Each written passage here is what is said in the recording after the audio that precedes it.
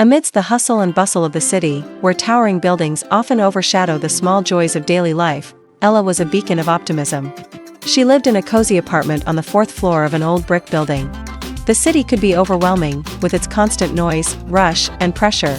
But Ella always managed to find beauty in the little things: a blooming flower in a sidewalk crack, the smell of freshly brewed coffee, or the sound of birds chirping amidst the chaos. For Ella, the glass was always half full, even in a place where it was easy to believe otherwise.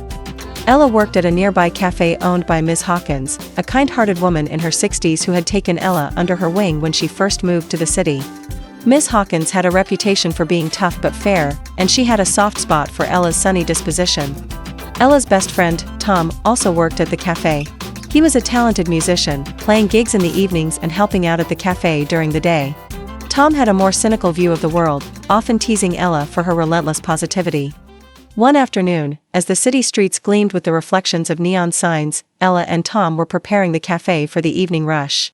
The bell above the door jingled, and a young man entered. His name was Alex, and he looked exhausted, his shoulders slumped under the weight of an invisible burden. "Welcome," Ella greeted him with her usual bright smile. "What can I get for you today?" Alex hesitated, glancing around the warm, inviting space. "Just a coffee, please. Black." Ella quickly prepared his order, noticing the weariness in his eyes. "Rough day?" Alex sighed as he took the steaming cup. "You could say that. Seems like it's been a rough year, honestly." Tom, who had been wiping down the counter, chimed in. "You're in good company. The city can be a bit much sometimes."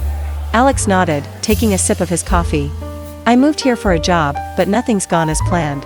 I'm starting to wonder if it was all a mistake."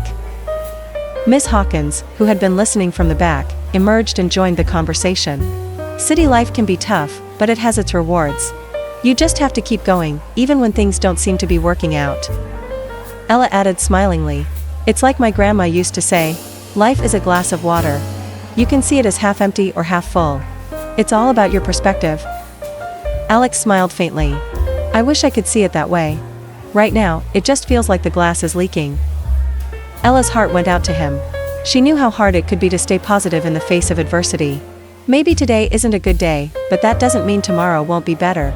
The city can be overwhelming, but there's so much beauty here if you look for it. Tom, who had been quietly listening, surprised everyone by agreeing. "Ella's right. It's easy to focus on what's going wrong, but sometimes you just need to take a step back and look at the bigger picture. Things might not be perfect, but there's always something good if you search for it." Ms. Hawkins nodded.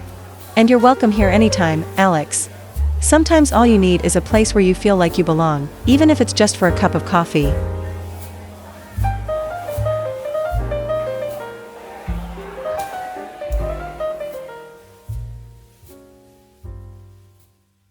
Over the next few weeks, Alex became a regular at the cafe. He found solace in the simple conversations with Ella, Tom, and Ms. Hawkins. Gradually, he started to see the city in a different light. The towering buildings no longer felt oppressive. Instead, they became a backdrop to the vibrant life within the cafe and beyond. Ella's belief in the half-full glass had begun to rub off on him. He started noticing the small joys in his day: a friendly smile from a stranger, a moment of peace in a busy park, the aroma of freshly baked bread from the bakery next door. His struggles didn't disappear, but they felt more manageable. One evening, after the cafe had closed, Alex stayed behind to help clean up. He glanced at Ella as she wiped down the tables. "You know, Ella, you were right. It's not about how full the glass is, it's about how you choose to see it." Ella beamed.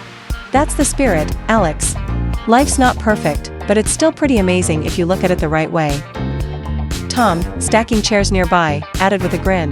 "And sometimes, you just need a refill." Miss Hawkins chuckled from behind the counter. "Well said, Tom. And remember, Alex, the door's always open here. Sometimes, a warm place and good company is all you need to fill that glass back up."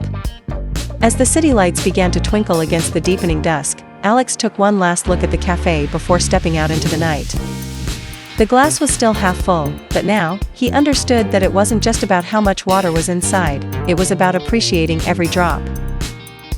In the heart of the city, where towering buildings often overshadowed the small joys of daily life, Ella's unwavering optimism had shown them all that there was always something worth cherishing.